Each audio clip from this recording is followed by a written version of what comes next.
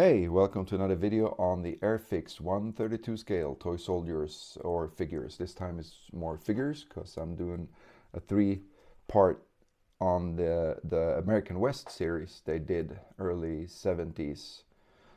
These were not available in the brown boxes. They came when they started doing the target box design. Also, I'm supposed to remind everybody whoever wants to let's see, what is it? It's please subscribe, like, and click the bell icon, right? That's how you're supposed to do it on YouTube. Anyways, Cowboys, they had a Cowboy box for the 172 HO in 1961. They released that, and then in 1971 they re-released it with a few more figures, new figures. The other ones were recast of the old ones, and they called it High Chaparral, which was an American Wild West TV series from the late 60s. So I guess they're trying to cash in on that, and those added figures were actually characters from the TV series. And whoever remember that, you know, the coolest bad guy ever was Manolito, right? And he was in that set. But then they did this 132 scale artwork, acrylics on the front is awesome as always. I guess it's a shootout on the main street, but I think everybody's shooting at everybody. This is chaos, but you know, it shows some of the actual figures that are inside. On the back, as always, painting instructions, a little bit on the other in what's available in the range at the moment. Also, there's a little history thing on Cowboys here, and I guess it says here in 1896 was the last great trail drive that brought an end to one of the most chronicled periods in history. So I guess that was the end of the Cowboys. Also has a little instruction on, because this was always a pain, getting those little tabs into the saddle and into the side of the horse. They often broke off. I actually managed to do that on one of these, on this guy here. Actually fitted quite nicely.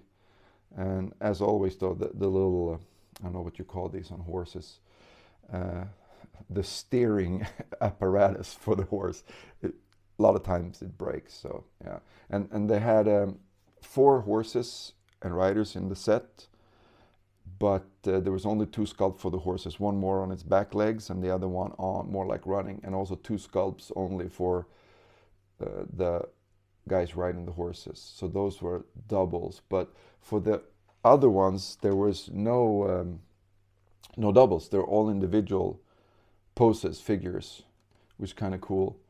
This looks like the guy that actually owned the farm or something, or the whatever head honcho in the city and stuff, and this looks like maybe the sheriff. I don't know. This guy's really cool. His hat is all the way on the back of his neck from, you know, intense gunfighting. This guy is shooting all directions at everyone. Yeah, and they're just super nice sculpts. They're so detailed. It's unbelievable. You'll see, you know, when I do the close-ups, and on the Indians later on, you can see like that they did the textures and the feathers and everything. And on the chaps here, you have the little fringes. On the belt, you have the little bullet loops with the bullets in them. Mustaches are nice and clear, which is important on Cowboys, I guess. So these are outstanding. These are actually some that my dad bought in the 70s when I was a kid and painted. I got to play with them. That's why they're so chipped and stuff. And yeah, really, they turn out really nice. And he did what I call like an old school paint job, where there's no shading and highlights and stuff like today. Just you paint them nicely and detail, and that's it. And I think this really suits all the Airfix stuff. You can do them, you know, more modern style, but I like these. This is more nostalgia to me to paint them like this. So that's what I'll be doing as well. I did a bit too, when, you know, with my son. And that's it actually for now.